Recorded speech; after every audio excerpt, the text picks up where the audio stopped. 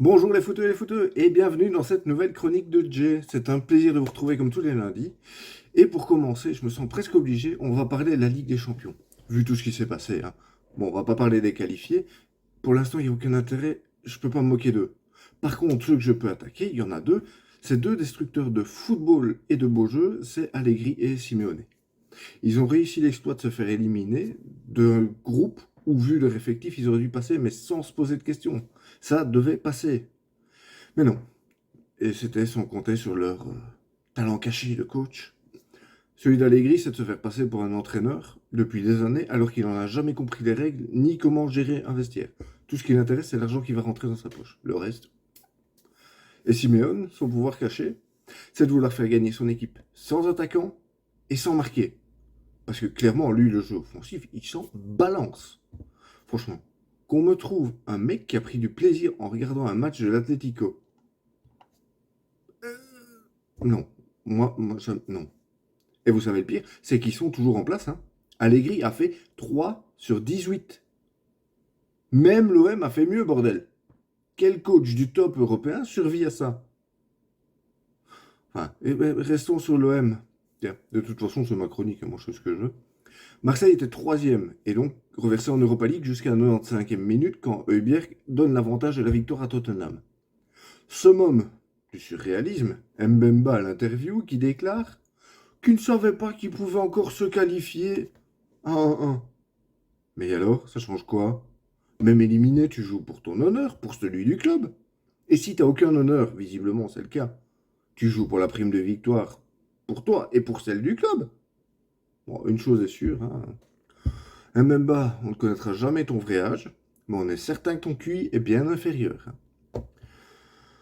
Tant qu'on est en Europe, on va vite fait parler d'Anderlecht quand même, hein. Bon, ça y est, Mazou est viré. Nouvel entraîneur Veldman. Est-ce qu'on a vu un choc psychologique? Non. Ouais, un peu Rafaelov, parce qu'il a quand même marqué 3 buts en 3 matchs. Mais mon Dieu, ce match contre Silkeborg, quelle purge! Ils se sont fait dominer pendant 60 minutes par une équipe à 10. Alors on s'est promené dans les vestiaires, on a demandé aux joueurs quelles étaient leurs excuses pour justifier un peu ce mauvais niveau de jeu. Alors on a eu, l'entraînement était trop physique, le terrain était synthétique, il fait froid, le robinet coulait dans la chambre du jardinier, et le lecteur DVD du car était en panne, et la piscine était à 32 au lieu de 34. Mais pauvre petit loulou, qu'est-ce qu'on va faire de vous? Visiblement, même Veldman ne sait toujours pas, hein. Bon, sinon, on a eu aussi le départ en retraite de Piqué. Vous savez, le joueur du Barça qui sortait avec Shakira, mais qui a été faire Waka Waka avec la mère de Pedri, là. Enfin, bon, en vrai, si on parle juste de foot, il a un palmarès incroyable. Une Coupe du Monde, un Euro avec l'Espagne, 4 Ligues des Champions, 8 Ligas, 3 Coupes du Monde de club. On ne peut que dire que ça fait rêver.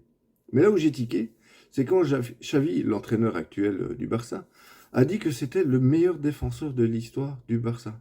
Alors, Xavi, comment dire? Je je sais pas ce qu'ils t'ont fait fumer quand t'étais au Qatar, mais visiblement ça t'a cramé pas mal de neurones, hein. Avec tout le respect que j'ai pour Gérard, déjà Gérard, quoi. T'as quand même joué avec Pouyol, qui, lui, je te rappelle, a 2 piquets dans chaque jambe, quoi. Enfin, c'est mon avis personnel.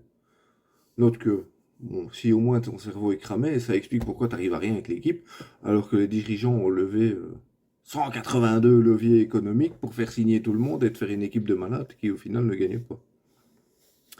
Enfin, le sujet d'actualité cette semaine, c'était la fameuse liste des 55 présélectionnés pour le mondial et le fameux débat Baudard et Raskin devaient-ils en être? On a même eu droit à la présence de Nicolas sur le plateau de la tribune, hein, pour faire sa propagande auprès de Bobby Martinez, qui lui, de toute façon, le lundi soir, a autre chose à foutre que de regarder des pseudo-journalistes se mettre en costume 3 pièces et faire semblant d'analyser des matchs. Ah, je corrige, il y a quand même 2 vrais journalistes qui viennent de temps en temps, c'est Alex Teclac et Swan Borsellino. Donc pour eux, je m'excuse, hein. Eux, ils sont vraiment bons. Par contre, on fait ce qu'on peut, hein. Et donc pour ceux qui hurlent parce que Raskin n'est pas dans les 55, mais Amouzou si, j'ai une réponse pour vous. Qu'est-ce qu'on en a à foutre qu'il soit dans cette liste ou pas? L'important, c'est que tout le monde sait très bien que de toute façon, ils ne sont pas dans les 26. Basta. Déjà parce que Bobby, il utilise les 20 mêmes joueurs depuis qu'il est arrivé. Et puis parce qu'à ce poste-là, il y a tellement de joueurs qui sont plus talentueux pour l'instant, et je dis bien pour l'instant, ne me tapez pas, hein, que de toute façon, il sera en tribune, et même pas sur le banc. Enfin, désolé pour l'emportement, mais il fallait que ça sorte depuis une semaine, là, hein. Et transition parfaite pour finir ma chronique, puisqu'en parlant de sortir, hier se disputait le trophée des champions en Argentine entre Boca Juniors et le Racing, qui a remporté la rencontre 2-1. Mais l'info n'était pas dans le score. L'info, c'est qu'apparemment l'arbitre le plus nul d'Europe, j'ai nommé Monsieur Clément Turpin, était en vacances en Argentine. Et c'était lui qui arbitrait le match, puisqu'il y a eu pas moins de 10 cartons rouges sortis lors de ce match complètement dingue. Alors, je vous donne rendez-vous la semaine prochaine pour le prochain numéro de Vacances de Monsieur Turpin, où nous irons avec lui arbitrer un match dans une prison pour voir s'il aura toujours la gâchette aussi rapide. Quoi qu'il en soit, je vous donne rendez-vous, comme d'habitude, lundi prochain 20h pour la prochaine chronique. N'oubliez pas de liker et de partager la vidéo si ça vous a plu, histoire de me remonter un peu dans l'algorithme YouTube. Quelques projets à venir. On va dépoussiérer un peu la chaîne Twitch, où on va découvrir quelques jeux, et en même temps on pourra parler foot et tout ce que vous voulez. Et un autre projet secret qui pourrait aboutir pendant la Coupe du Monde. Allumez la cloche si vous voulez être au courant de tout ça. Merci beaucoup, à bientôt.